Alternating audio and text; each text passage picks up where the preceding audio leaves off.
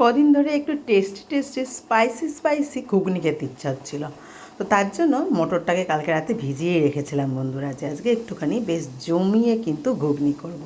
মটরটা বেশ দেখেছো ফুলে ফুলে বড় হয়ে গেছে।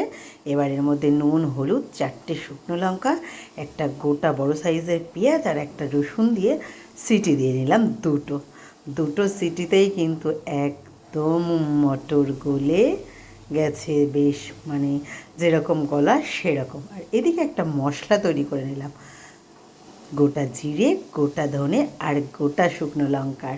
তারপরে কড়াইতে দিয়ে দিলাম একটু বেশি পরিমাণেই তেল বন্ধুরা।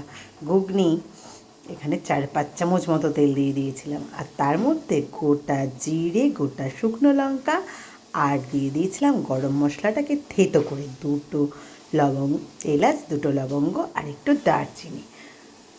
গরম হয়ে গেলে তেলের মধ্যে দিয়ে দিলাম গোটা মশলাগুলোর গন্ধ ভালো করে বেরিয়ে গেলে তারপরে ডুমডুম করে কেটে রাখা, একদমই বেশ মটরের সাইজ মতো কেটেছিলাম, আলুটা দিয়ে দিলাম ভাজতে।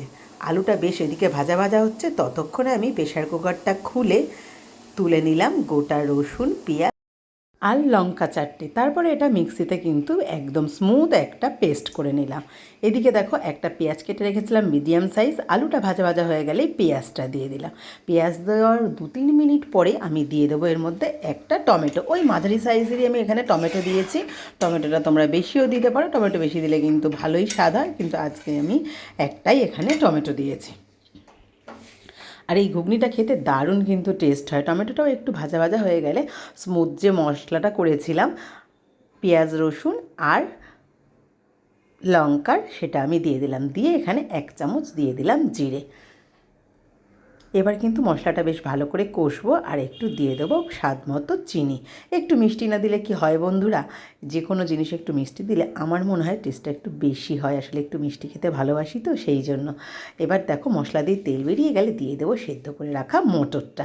ব্যাস এবার 2-3 মিনিট একটু টকবগিয়ে ফুটিয়ে নিলে একদম স্পাইসি সুন্দর টেস্টি ঘুগনি বন্ধুরা একদম রেডি।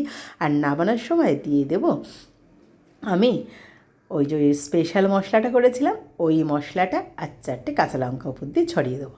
একটু নুন কম হয়েছিল, তার জন্য কিন্তু একটু নুনও দিয়ে দিলাম। তো বন্ধুরা রেসিপিটা কেমন লাগলো একবার অন্তত ট্রাই করো, জাস্ট খেতে কিন্তু দারুণ এই ঘুগনিটা।